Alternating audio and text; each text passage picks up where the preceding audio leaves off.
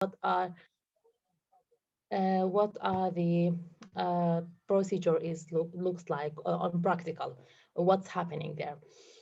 Can I So just stop you for 1 second? I will record this from now on. I forgot to tell you that beforehand, so I hope that's okay for everybody. okay for me. Okay, thank you. Sorry. Yeah. So uh, I will start like by defining the family work. What is family work? Uh, Simply, family work is a social service. And when we say family work is a social service, this means it's implemented based on a social welfare act. So all the social services are arranged mainly by the municipalities, and family work is one of these social services.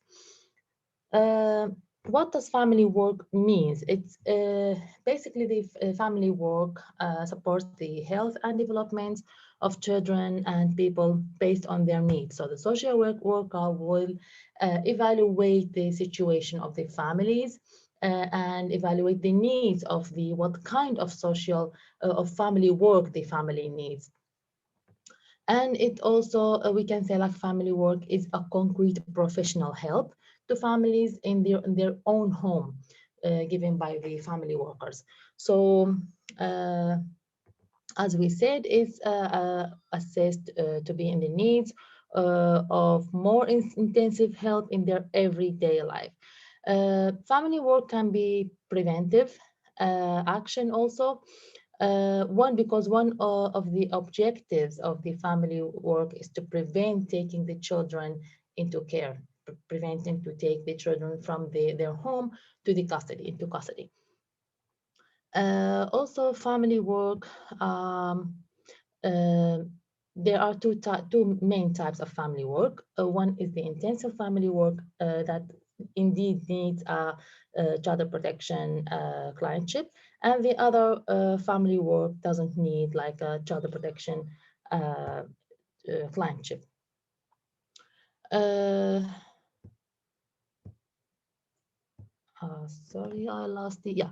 So family work goals. Family work can consist of discussion, help, and support parents in everyday life, and also guides and manage everyday life and daily routines, strengthen the family's ability to function, support families to interaction skills, and support the expansion of family social network.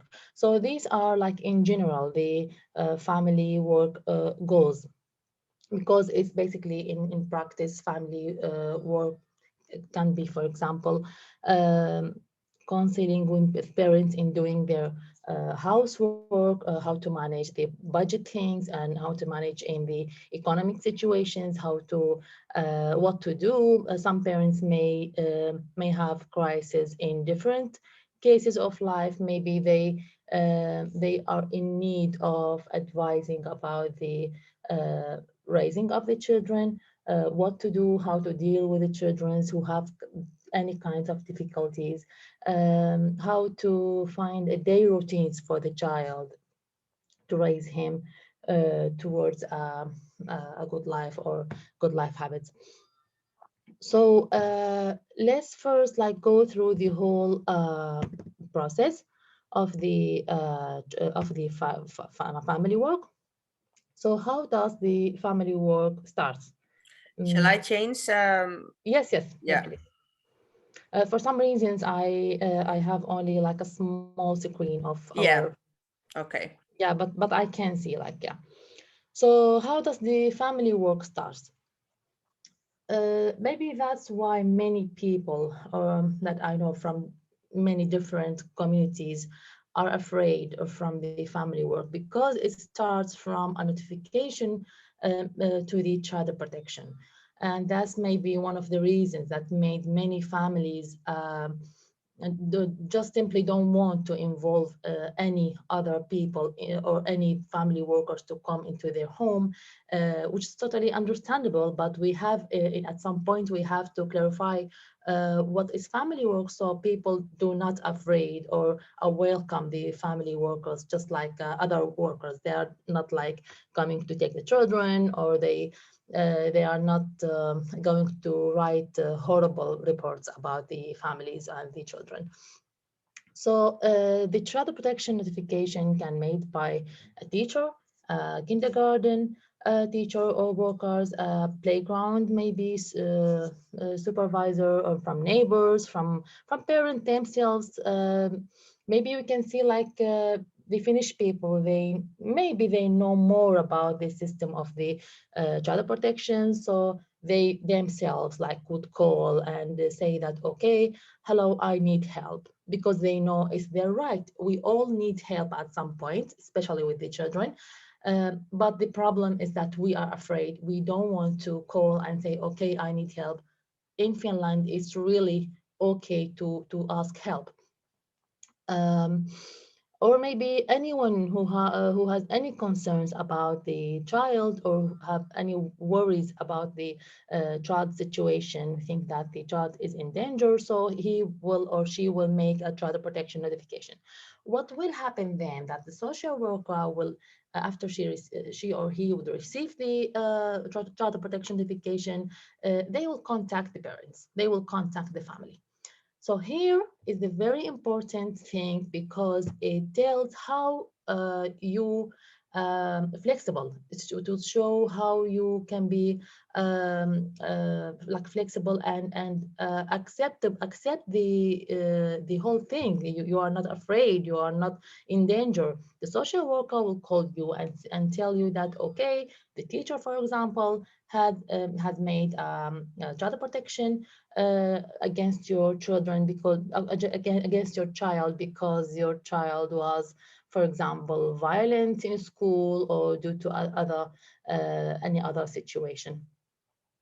So and by the way, like the child protection notification can be the person who made the child protection notification can give a permission to give his name, or it can be anonymous, so it depends. And after this, the social worker will just like would like to meet you and your child, and they would like to know more about the family, so they can evaluate the situation. The social worker at this point do not doesn't have the intention to take the children. Uh, they just want to know what kind of problems your child have, so they can give the service that the family needs. So after they contact, they will hold a meeting will be held with the family, and then a decision of evaluation is going to be made. After this, the decision can be either of three things. The social worker would see like the child protection notification is useless and there's no need to continue, and the case is closed. Otherwise, the social worker would refer the family to family work or intensive family work, depending on the situation of the problems and challenges that the family have. So the difference between them, like if the family, as I said, would be referred to a family work, then no clientship with the child protection will be needed. This means like in practical, the decision like this social worker would give, for example, 24 hours, let's say, meetings for the family during like in a month. And the family workers would go to the family and held, and all these meetings are going to be held. They will help the family. They will search, for example, uh, um, places to for the children, like they will help the family in everyday life. They would give support and guidance to the parents, and on this level. Otherwise, the family worker would refer to the intensive family work, which means that the family would be first a child protection client, and then the social worker from the child protection would be named for the family, and then the family work will start. So next slide, please. Now we will talk about the family work in practice, like how it will start. As we said, uh, social worker from the municipality will decide that the family needs a family work services, and they will buy those services either from private companies or from the municipality if it was available. So private companies like mine, uh, those I'm working for, they will name the family workers. Two family workers are needed if the family work was intensive, or one family worker if it was a normal for family work, or um, it's called in Finnish SHL, family work. So a first meeting is going to be held, which the parents are going to be there, their social worker from the child protection, and the family workers.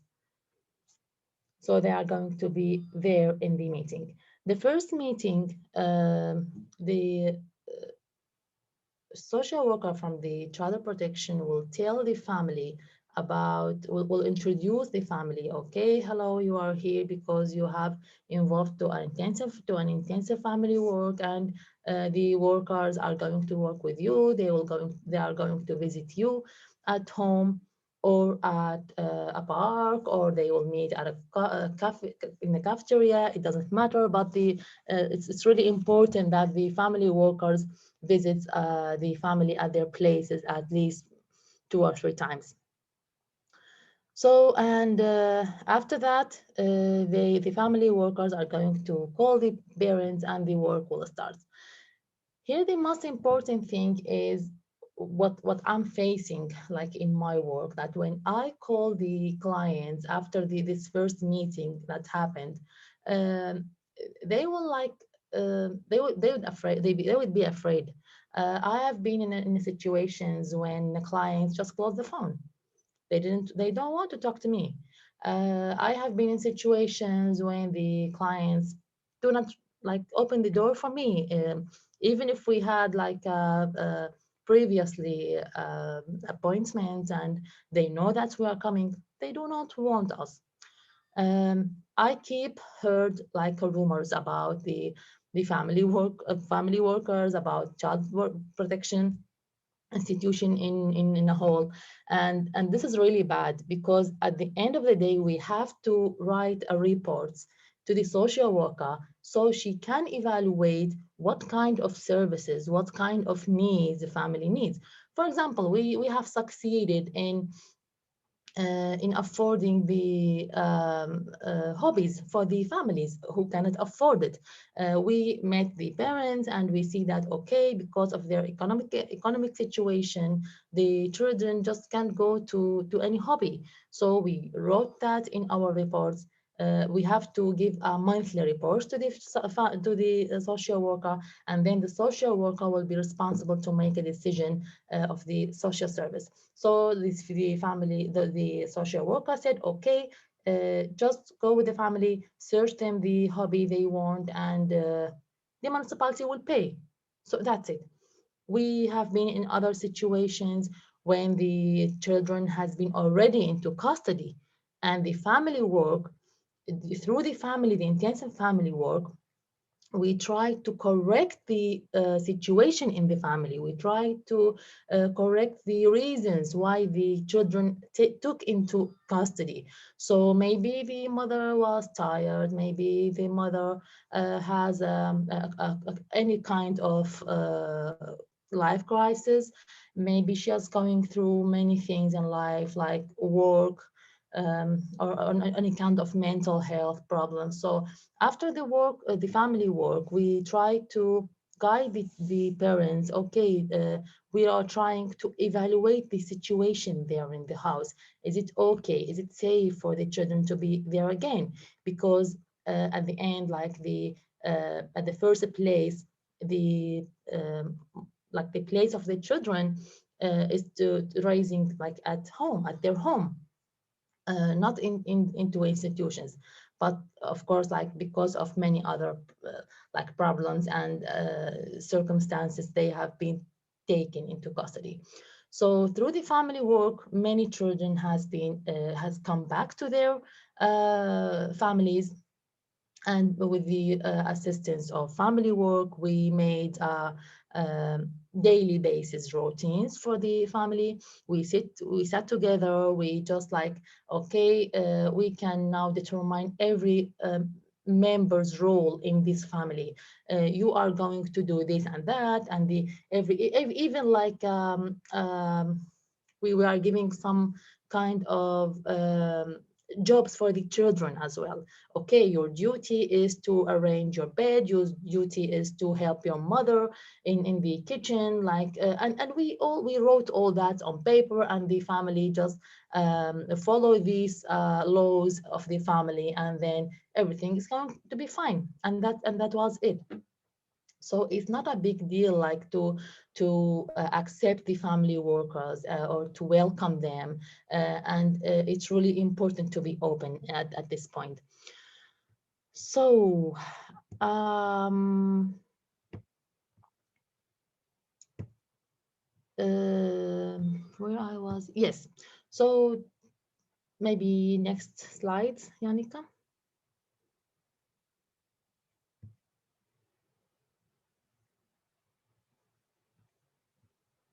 Uh, no, I have changed the, as I told you, like do not put yourself in a doubt situation. Maybe you have it in your Okay, life. yes, 1 second. Yeah, Just tell me which one it's, yeah. yeah, at the um this one or the next one. Maybe the next one. Ah, Yeah, did you this is change correct. also? Yeah, yeah. I think Yeah, you changed a little bit. Yeah, yeah. It's okay. yeah, okay, this is the one. Yeah, so do not put yourself in a doubt situation, which means like do not avoid the social workers calling, do not avoid the family workers. You have to believe they are here to help you. Okay, I can say that I can guarantee to trust the system, um, fully trust the system, because a misunderstanding is going to be happen. Like it's okay to be happen, and it's not something like it's likely to happen. But at the first stage, you have to respond at least to the meetings. You have to respond to the phone calls. You have to see, to be open and to show that, okay, you can come, you can visit us, you can see what we are doing, what kind of problems we have. You can help us to solve this problem, because it's really like a big difference between fearing of the child protection and raising up your child. I have heard like from many communities that the people, they cannot raise their children because they fear the child protection. Okay, my child, I can't say no to my child, because if I would say no, he would cry, and the child protection will take my children from me.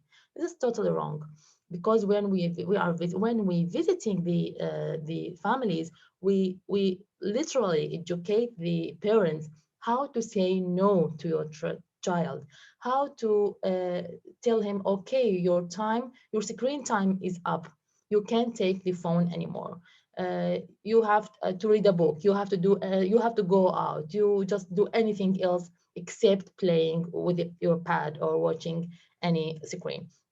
So it's really important that the parents have the ability of saying no to the children. Because of this misunderstanding, the many parents are just like spoiling the children and giving them whatever they want, because otherwise they said, if we don't do that, then the child protection will come to us. That's totally wrong. So it's really important to not to listen to the rumors from your community. Like people are just keep. I know like it's a kind of human thing to believe like stories from our experience from other people, but still you have to think it in another way, because everyone has an individual situation. So many clients just told me, okay, Can you please delete the whole family work thing? I don't want stranger people at my place because my friend had the same situation, and she ends up like to all her children took into custody. So these are rumors, and in this situation, the circumstances of every family is different, and the cases are different, and we can't just like make the or compare the cases. So next one, the few notes. It was the misunderstanding.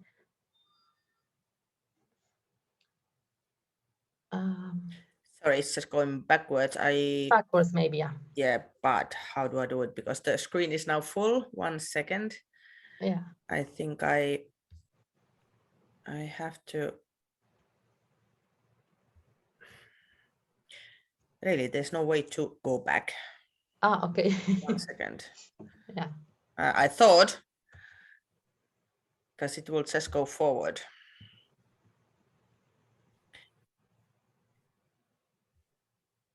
Sorry about this.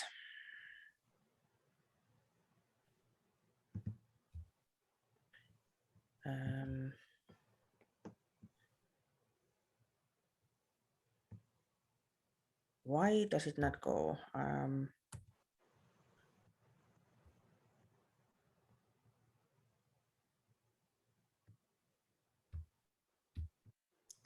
Okay, I think I will just do it again, and yeah. And then we'll go back to the.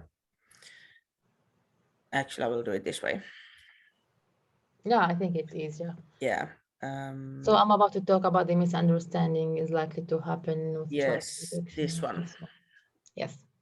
Now. So yeah, as I told you, like the misunderstanding is likely to happen in child protection cases, and this happens for many different reasons. Maybe because of the difference of languages, the interpreting issues. Maybe there will be an interpreter there in the meetings, and because of him or her, they will just like translate the not the accurate things, or uh, misunderstanding could be happen in translating issues. So the social worker will have a totally different ideas from the what's actually on. And this has happened many times and still happening, and we are always like trying to involve a cultural interpreter, not only interpreter, because communities are different, cultural differences are there, and what is allowed in your social or in your society might be really forbidden here in the other community or in the host community of Finland. So because of these situations, many misunderstandings happened all the time, and upon this misunderstanding, there will be like unfair decisions towards the clients, and maybe that's why many people have those negative ideas about the child protection. Also the lack of communication, lack of understanding. So they are just like at the under the same umbrella of the cultural differences and misunderstandings that could be happen. So yeah, those were um, the slides or the information that I wanted to share with you guys. If you have any questions for me, you can ask me now, or you can ask me at the end of the lecture. And yeah, I think Janika will continue to talking about the child protection. Yeah, in a minute. I will. Carrie has something that she wants to say. I can actually see the hands now. Okay, yeah, great. Please just interrupt us. Yes. And, yeah.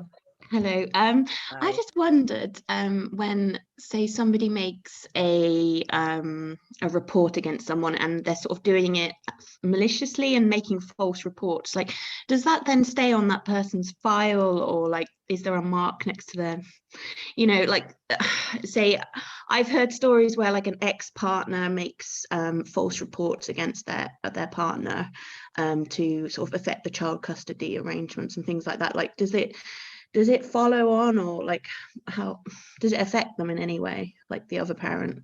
It's like everything that comes there, they will have to make a mark that somebody has made a claim for whatever reason it is, and then they will have to investigate. But obviously, if it was for nothing, and the parents can just say that, okay, they can say this happened, that happened, and the social workers then decide that, okay, it was for nothing. It will also read that nothing came out of that like notice, child protection notice. It will be written down that somebody made the claim or the notice, but it will also say that nothing came out of it. Like they kind of investigated, but nothing, there was no need to carry on with anything. So, there will be a mark that somebody called, but there will also be a mark that there was nothing to do, really. There was no worry in that. Okay, yeah, that makes sense. Yeah, I might add something here, like especially from the ex-partners, they usually made like many child protection notifications. Unfortunately, they thought that they would harm the other partner with that, but the social worker are really familiar with that, and they know like why this happens, and they know there are issues between like the parents. So as Janica said, everything is going to be investigated, and they will just like mark everything and report everything and just like ignore it because it's useless. Yeah, that's really good to know. Thank you. Yes. Does anybody else have something that they want to ask? And I was also thinking that maybe we can just keep few minutes break now, even just 5 minutes, to stretch a little bit and get a coffee or water or whatever, and then we will carry on. Is that okay? I will stop the recording. Pause.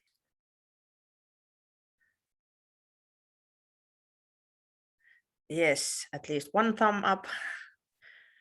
Now I can see. I will not share the whole screen like full. Then I can actually keep in mind this, keep control of this this thing. So these we have gone through.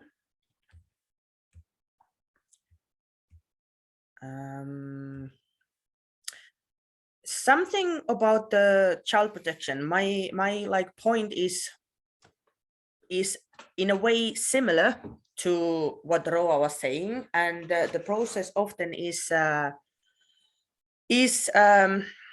like they go like hand in hand, and they go on top of each other in certain areas. So some of these things are kind of the same, but I will try and explain it in a little bit different way and from a little bit different perspective. And this is the picture of the process of the protection. Like we were talking earlier about this notification, also what Carrie was asking, that when there is a notification, and like it can be done basically by anybody, even yourself or even your neighbor. Can you hear me? Yes. Yeah, okay. So sorry. So the first thing that the child protection services, the social workers, they have to take the initial notification, write down of what family it's about, whether it's about the child or the parent, or what is the worry of that person who's calling. like Roa was saying, that it can come from school teacher, it can come from the neighbor. They might say that, okay, they can hear lots of crying or fighting or something like that, which obviously is part of normal life. You know, people do fight and people do cry, especially children. So not always there's a real cause or real worry behind these notifications. And that's why Roa also mentioned about being honest and open about your situation. So when the social services do contact you, they can call you, they can send you a letter. And to say that there has been a notification about, you know, about your family. Normally, in the initial contact, they would not say that what it is about.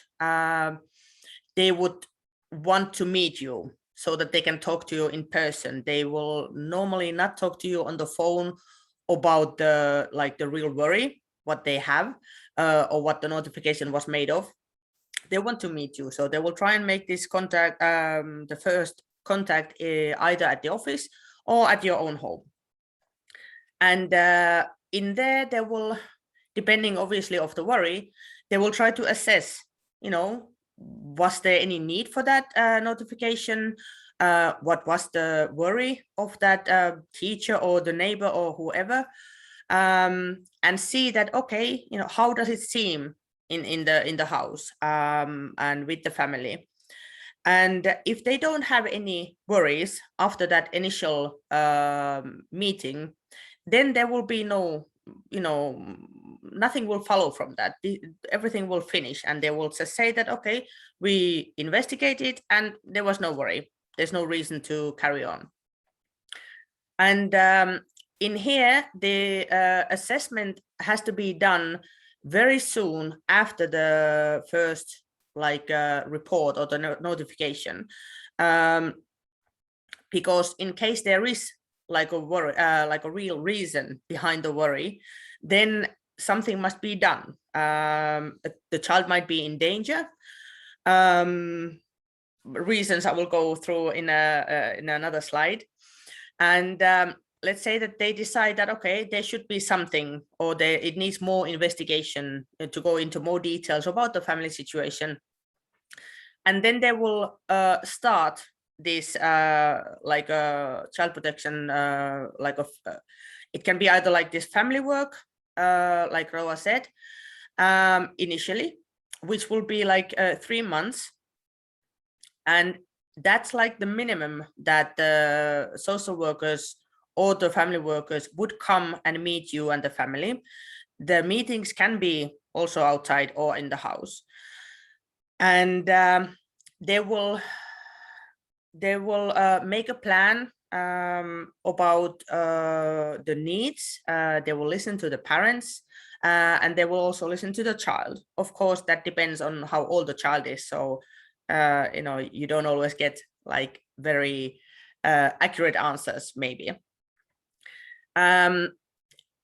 After that 3 months, if everything has like progressed and there has been like a noticeable change in the situation, in the worry part, then again, there will be nothing will carry on after that 3 months.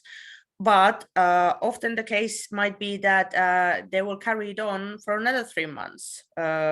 Maybe the progress wasn't good enough or big enough. Maybe the parents also decide that, okay, let's carry on with this, that they have seen that there's some help and support, and they also want to carry it on. So that it can carry on as a family work, or it can also go to the low threshold services. And from that, we have something else as well in another slide. But before that, the need and the reasons, or what you have to keep in mind for the child protection is that often people think that, oh, they just want to interfere. And of course, this is a generalization. Not everybody thinks that. But the purpose really is just to safeguard the child's like safe environment, and to be able to provide them the development balanced development. And the child, the child needs protection from like many things, and the parents, they need support. And the job of the social workers or the family workers is to support the parents being the best parents they can be to their children.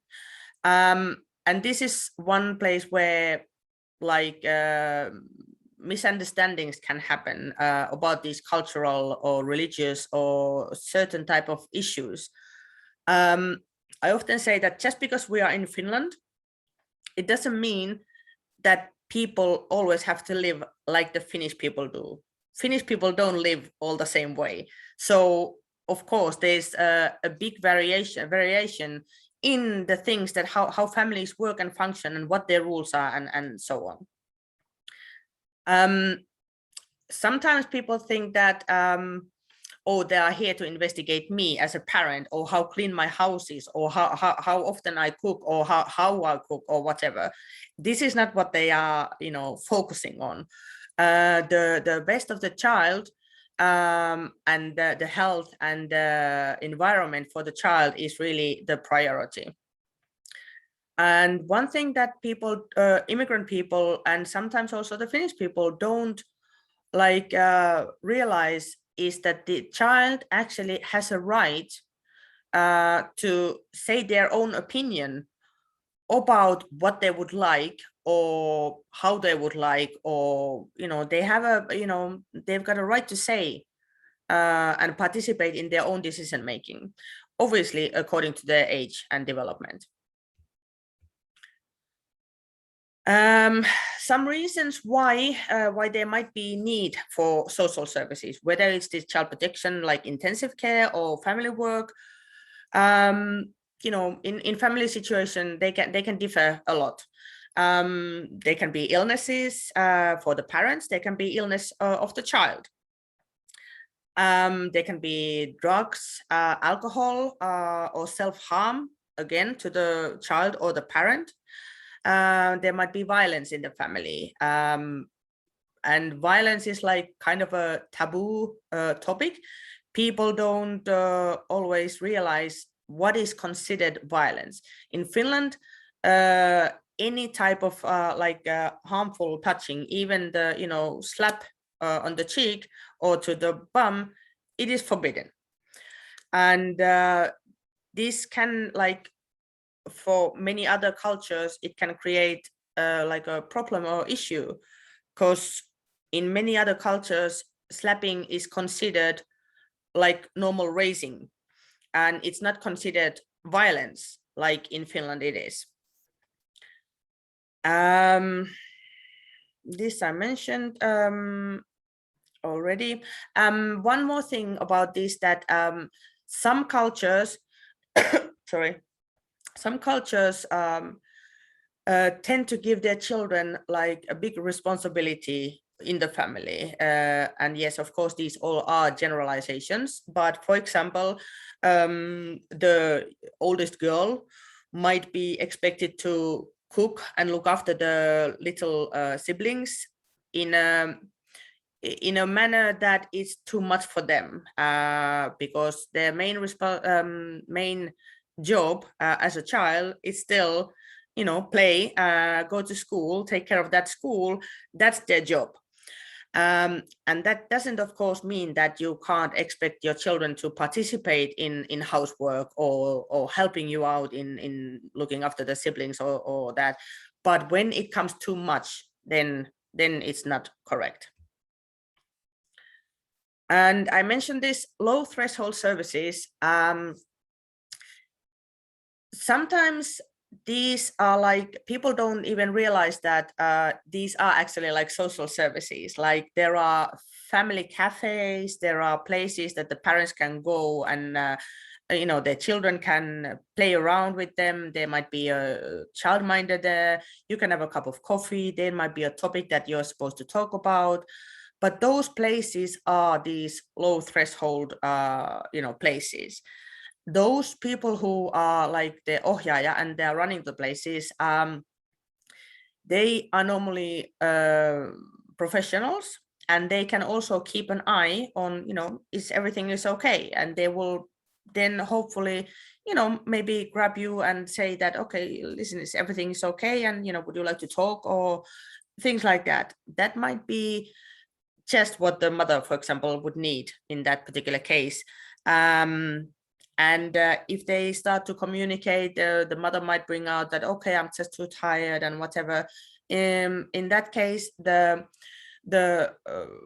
person who's holding those cafes, for example, they can either call the child protection themselves, or they can talk to the mother and say that, listen, do you think that you would benefit from this, and would you like to get some more help and support?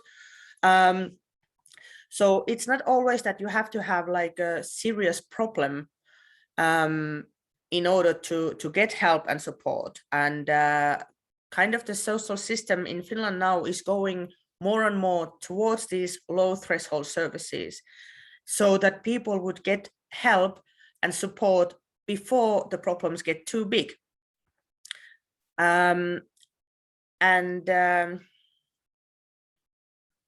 This thing is now in front of my slide. Also, there are some cases where this kind of support is not enough for the child or for the mother, parents, sorry. And sometimes it's needed that the child be taken into care.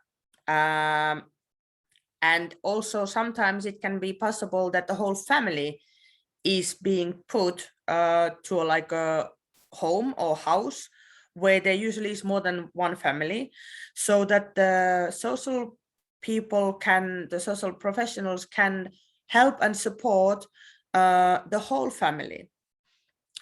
From my understanding, it's not very often that men come. They don't often agree, but it can be like a single mother with children, and they are having some issues with controlling their children, or having organized life and setting the rules. So this kind of care away from home, where the whole family is being put there, can be very easy for the family. And in here a little bit about the care point, taking into care. This taking into care is always the last resource. And of course, we have heard incidences where, in their opinion, they feel that, okay, I was just called by the social services, and the next day they just came and took my child. Of course, I can't say that that has never happened. Of course not. But there's still rules, even for the social workers. They have to have a cause. They have to have a reason why they would come and take the children away from the house, from the parents.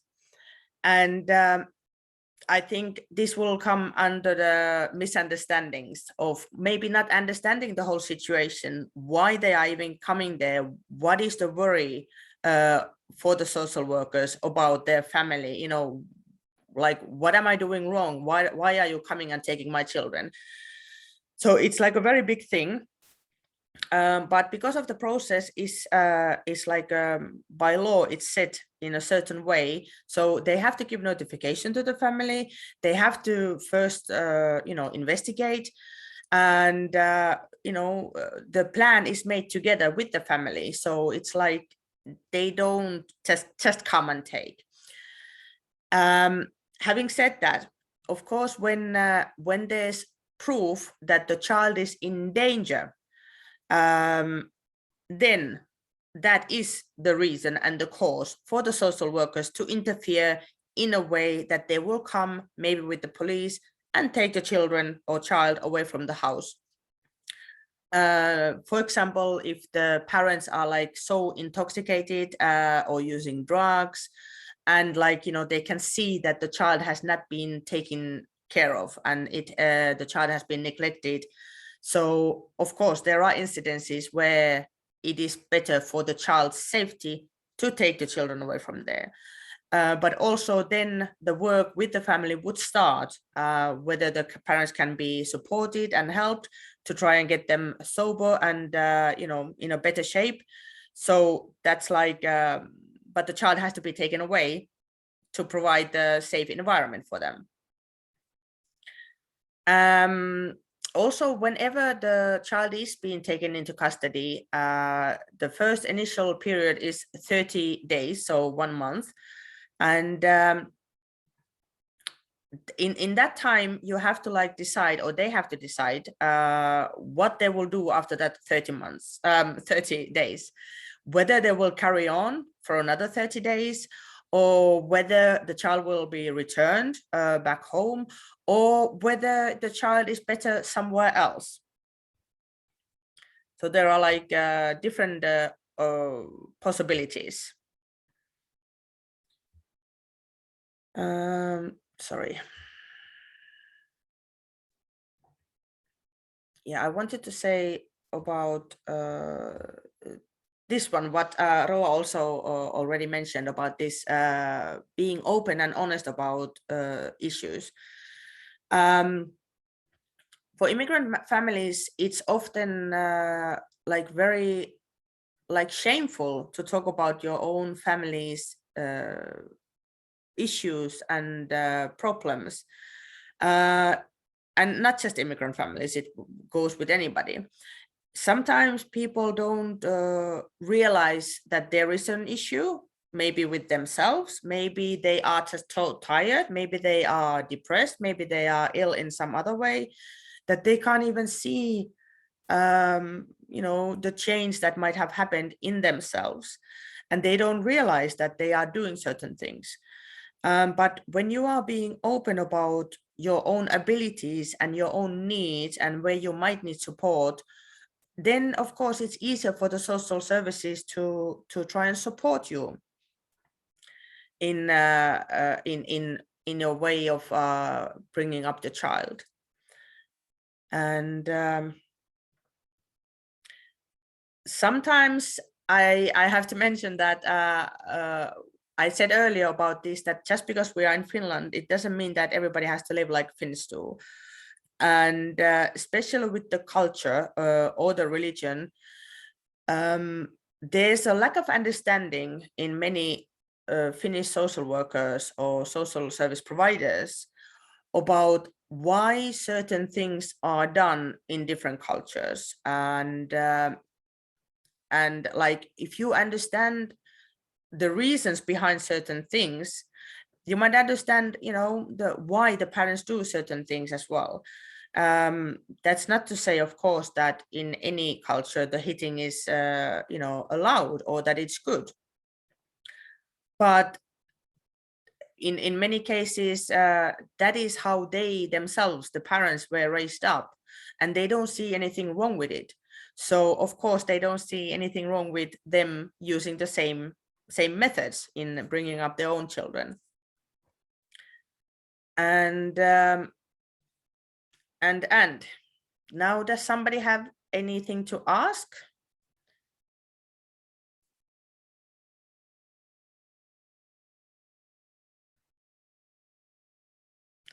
No hands raising.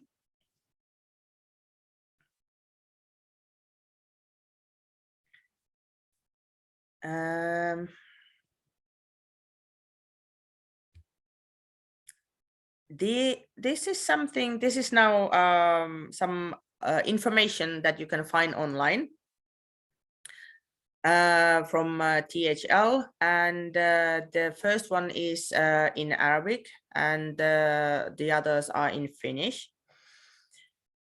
Kind of I wanted to say that any kind of support that you might get from anywhere in these services that are around, like in these cafes or leikkipuisto or school or tarha, it's always okay to talk to the people in there and say that, okay, I might need something, I'm feeling a bit lost, or I'm feeling a bit tired, or I'm not coping very well. And yes, of course, it can be difficult to admit that, but this support system is there to help and to support. The point is not to take the children away from their families. That is not the best interest of the child in general. Only when the child is in danger, then something drastic can be done. But now we could talk something. Do you have any experiences yourself about family work or child protection in general?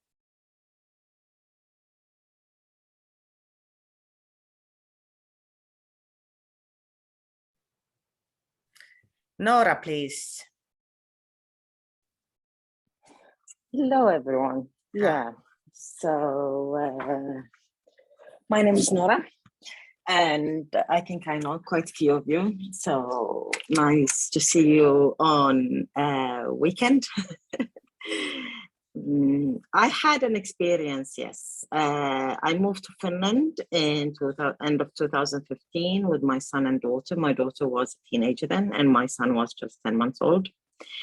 And I remember I started having a very rough time. It was, I was separated from my husband. My husband had to stay back in his home country, and it was a lot of stress on me.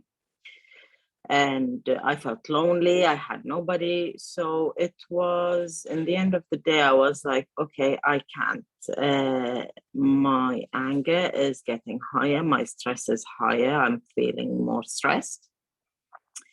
And I decided to call the child protection and tell them that I need help. And first they refused. They said that if you're okay by calling us and telling us that you need help, it seems you're okay, you'll do fine, just go to Perhenneubula or something like that. And I remember my daughter had a social worker then, and like as a younger, she was just 16, 17 at that time, and I remember I had his number, and I called him and I said, I need help. I need serious help. I just slapped my son. And he got stressed. He was like, oh, I can't see. I'm like, I don't want to do this. I don't want my stress to go higher. I was having migraine. I was having stress. And my son, every time I was putting clothes on him, he would remove them and throw them on the floor. And I just lost it. It was one time. And when I call, as soon as that happened, I called the social worker. The social worker called again the Lost and Soil or the child protection. And he said, I don't understand. She asked you for help and you're not giving her help. We need a meeting. And he forced a meeting with them. We sat and they said, but maybe you need help to teach you how to be a parent. And the social worker, luckily, he was so much on my side as well. He said, I don't think that Nora needs help with that, because when that happened, she knew that it was wrong and she called for help. That woman has too much on her plate. She needs your support. So through that, my son got a little bit earlier daycare. So he was not yet 3, he was 2 and a few months old. So he got part-time daycare, approved from Lost and Soil, from like child protection. And I got a babysitter for 2 hours per week. So I could go and have a coffee. I can go and do my things. I can do my laundry without stress. And that's all I needed. And soon after that, they said, okay, we can see that this is all you need. So this is the phone number you call if you ever need anything. And this is the number you call and you fix your, it's like kotipalvelu, the person who you call to contact to ask for babysitter for the 2 hours, like when do you need them, what do you need them. And soon after that, when my husband came, that was never an issue. We didn't have any more difficulties. But yeah, being a single parent for almost 2 years, 2.5 years is hard. And I can see how things might go wrong. And I know that even people who have been born, raised in Finland and never experienced violence or any kind of things might lose their cool every now and then. So it is okay to ask for help when that happens. That's like I always say, they are not here to take your children away. They are more here to help you to get this, but it is sometimes very hard to get to them. I think many people find it hard because, as I did, first they said, no, you don't need them. I can see that you're calling, that means you're fine. So you don't need us. Go and get something else. So I know they're busy. So maybe they try not to take every single case that knocks on their door. But sometimes it should be looked at more efficiently, in my opinion. But that's my own opinion. Thank you, Yannicka, for this, and thank you, Ra, for this. It was very nice meeting you. So yeah, thank you. Thank you, Nora. I think Carrie had a hand raised, or was it from the previous one? No, it was a new one. Okay, I think Nora, I really liked what Nora said, and it's kind of like summed up my situation, because I became a single mother 2 years ago, and I'm basically 90% in charge of my children, who are 11 and 7, well, almost 7 now. And I had a similar experience. Like, I just felt like I needed some extra support, but I didn't know who to contact. And I remember contacting different numbers. And I think I ended up making a report like the child protection report against myself, which seems a bit extreme, but I did that. And I got put in touch with Perheen Neuvola, and they closed the case. So no child protection notice was really made against me by myself. And then and now I basically just have Perheen Neuvola, who I talk to once a month, and I just tell her what's been going on with the children. And it's really nice to have that support of someone who's listening to you. And because I don't have a partner to talk about, like, oh, Elias, or my son did this, or my daughter did this and that, and it's just really nice to have somebody to discuss parenting issues with once a month for an hour. And yeah, that and when I had that support, and knowing that I have that support every month, it just really helps me mentally be a single mother. So yeah, I got there in the end. Thank you, Carrie. I've also done notification about myself, and sometimes it's like when you feel so, I don't know, lost, or that you don't know what to do or where to start. You might even know what to do, but you don't know where to start or how to keep doing what you know you're supposed to do. And maybe these low threshold services are not like supporting you enough. Maybe you haven't found a place in the low threshold services where to talk or get some support.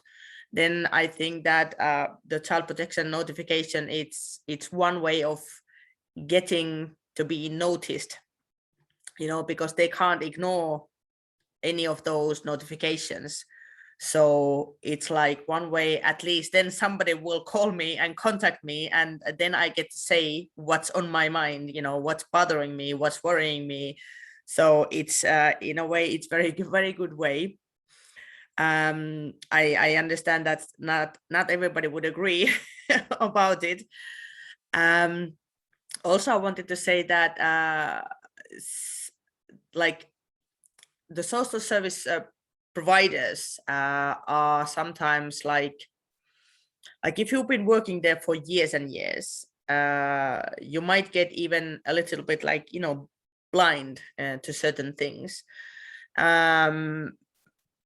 So I think sometimes they are like not able to see the whole picture, especially when there's different cultures or religions involved. And of course, those are also people with their own opinions and their own pasts. Of course, none of that should make any difference to the care and service that you are getting from them.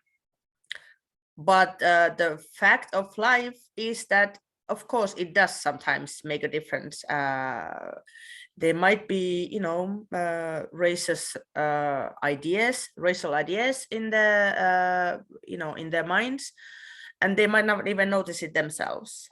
And sometimes I think that people, not just social service providers, but any people, they are like, so used to doing things in a certain way, like you're supposed to always do, that, you tend to just go with the flow without actually stopping and asking that, okay, what's the benefit from this? Or is this the best thing that I could do? And sometimes it's just better to open the window or see the other roads or open the door, whatever, just to see if there is something else that could be done. About these cultures and different, not even cultures, just different ways of raising children and like having your own house rules. There was an incident, probably not just one, but for example, that a Finnish family, like both parents are Finnish, and there was a daughter who was in the 6th grade, so about 12, and the father said that no, my daughter cannot go. She's not allowed to go to the school disco, for example. And that was considered that, okay, this is your house rules, and of course you are entitled to make the rules and in your house and how you want to raise your children and so forth. But then another family where possibly both of the parents are immigrants, even Muslims, and if that same situation happens, that the father or the mother says that no, I'm sorry, but my daughter does not go to the school disco, then it's considered restricting the daughter or the child. And many cases there are that the rules or the standards are not the same to Finnish families and to immigrant families. And this is very unfortunate that I say that, but it is a fact. That the assumptions are that immigrant families must have other reasons behind other than just trying to safeguard the child. For example, like religious or cultural reasons are not always considered good enough reasons in Finland to guide or restrict the child, whereas a normal Finnish family would be considered just doing their job. Roa, you want to say something?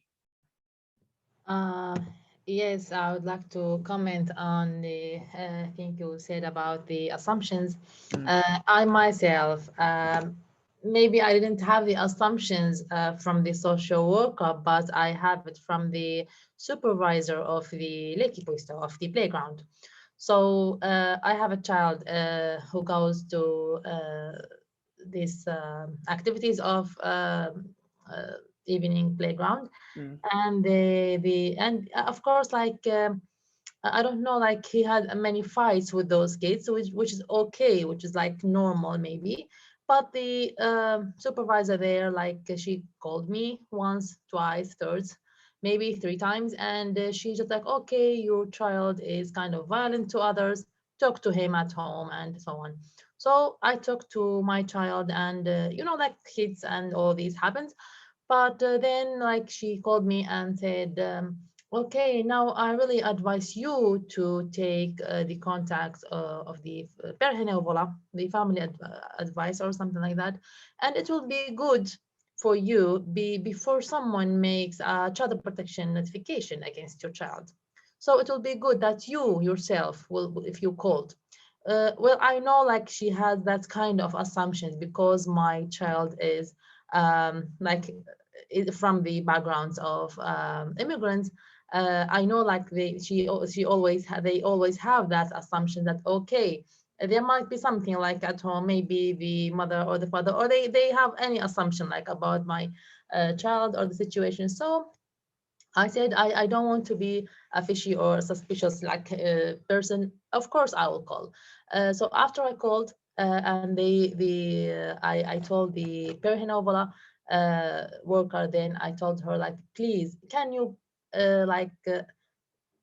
inform the school, and I want you to inform also the playground that you are in contact with us. Okay, she said like we have that option, but we have to ask the client. And I said, oh, it's okay for me, but I want you to tell them that we are in contact, because like it will be like more open to show that okay, I'm open and I don't have anything to hide. And uh, we have like those sessions with the perhinovola. And as Carrie said, and I really like good for you, Carrie, that these sessions with the perhinovola works for you and beneficial for you, because I have another opinion about it. Like we didn't have maybe the actual help that we need, but still like they are helping it. So yeah, that was my comment about the assumptions. Assumptions are always there, and I know like from my experience as well, like when a social worker they would see like the same situation came from Finnish family, how would she react? And when the same situation came from another, or immigrants or Muslims or any other background like family, the reaction will be in another way. Thank you. Thank you, Roa. Yes, there was something that I wanted to say, but I forgot. Does somebody else want to say something? I don't see any hands now. Okay. At this point, I think I want to put this one and ask your feedback, please. And I hope it should work. Are you able to open it?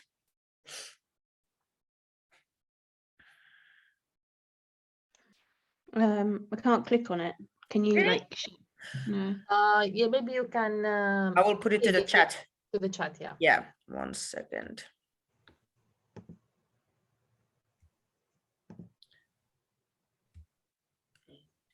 Yeah.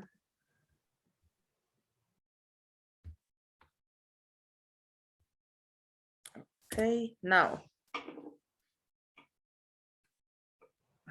Yes. Okay, great. Accessible now, yeah. So I would appreciate if you can just quickly answer that. It really is not long. Mostly it's just tick the boxes. I think 1 or 2 places where you can use your own words. And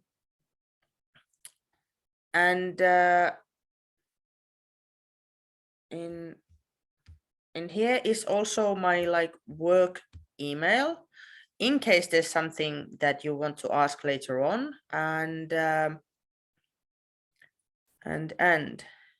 this was shorter than I anticipated, but we can finish it earlier. I just wanted to have at least enough time. That's why I booked, this 3 hours.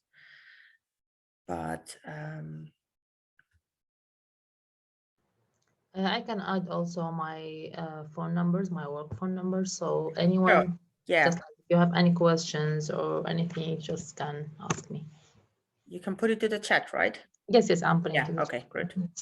Good.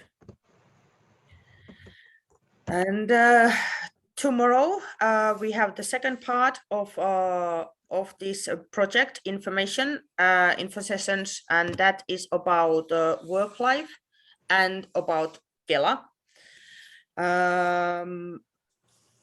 Just by going by today, I don't think it will be 3 hours again, but we'll start at 11 anyway. Yeah, I can see this now. Yeah, and then again for the next 2 weekends, we will have different topics. Something today we spoke about this custody, not custody as taking into care, but custody of the children, about divorce and about mixed cultures in the families, and the mental health. Those are the 4 topics that are to come in the next 2 weekends, plus tomorrow. So I think at this point, I want to thank you all for joining me and Roa here. And just please click on that feedback thing. And yes, thank you. I hope to see you again tomorrow and the weekends after. And hope you have a great weekend. Thank you all. Thank you, Yannicka, for inviting me to this session. It was really a pleasure to share those informations with you, and see you guys. Thank you. Thank you, guys. Take care. Bye. Bye. Thank you. Bye. Thank you. Thanks, Carrie.